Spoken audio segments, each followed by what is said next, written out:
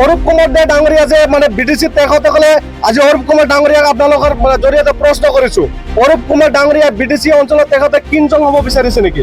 তেনেকৈ যে সময়ে সময়ে ষড়যন্ত্ৰ ৰচনা কৰি বিডিচি অঞ্চলত ধৰ্মীয় সংখ্যালঘু মানুহখিনিক বিভিন্ন সময়ত তুচ্ছ তাচ্ছিল্য মন্তব্য কৰিব, বিভিন্ন জনক আক্ৰমণ কৰিব বা বিভিন্ন নাৰীৰ লগত তেখেতে মানে অপকৰ্মৰ লগত জড়িত হ'ব।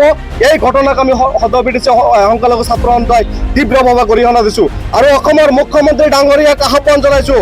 অসমৰ মুখ্যমন্ত্ৰী ডাঙৰীয়া আজিৰ দিনত তেখেতে গৃহমন্ত্ৰী আৰু তেখেতৰ অধীনত থকা গৃহৰক্ষী জোৱানৰ ওপৰত তেখেতৰ এজন সাংগু বাংগু ইয়মে কিন্তু আক্ৰমণ কৰিছে। ইয়াৰ ক্ষেত্ৰত অসমৰ গৃহমন্ত্ৰী ডাঙৰীয়া কেনেকা পদক্ষেপ লয় ইয়াৰ কিন্তু লক্ষণীয় হ'ব। আৰু কোকৰাঝাৰ আৰক্ষী অধীক্ষকক আহ্বান জনাইছোঁ, এই অৰূপ কুমাৰ দে ডাঙৰীয়াই বিভিন্ন সময়ত কোকৰাঝাৰ জিলাত গোটেই বিডিচিত এটা সম্পত্তি সংগ্ৰহ লগাৰ কাৰণে সময়ে সময়ে যি ষড়যন্ত্ৰ ৰচি আছে, তেখেতে আজিৰ দিনত কোকৰাঝাৰ আৰক্ষী অধীক্ষকক আমি প্ৰশ্ন কৰিছোঁ, তেখেতৰ আৰক্ষী আজিৰ দিনত অৰূপ কুমাৰ ডাঙৰীয়াৰ মানে ঘৰত সুৰক্ষিত নহয়। ইয়াৰ কাৰণে কোকৰাঝাৰ আৰক্ষীয়ে কি পদক্ষেপ কৰিব?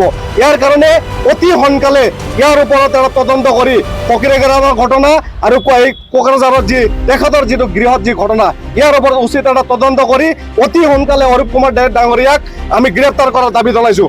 নহ'লে অন্যথাই কিন্তু অনাগত দিনত অৰূপ কুমাৰ এগেষ্টত তথা এই অৰূপ কুমাৰ দে ডাঙৰীয়াৰ যে নেতৃত্বত বিভিন্ন সময়ত বিভিন্ন গোষ্ঠী সংঘৰ্ষ লগাৰ যি পৰিকল্পনা চলি আছে, ইয়াৰ বিৰুদ্ধে কিন্তু আমি ABMC ৰাজপথত আহিবলৈ কিন্তু বাধ্য হওঁ।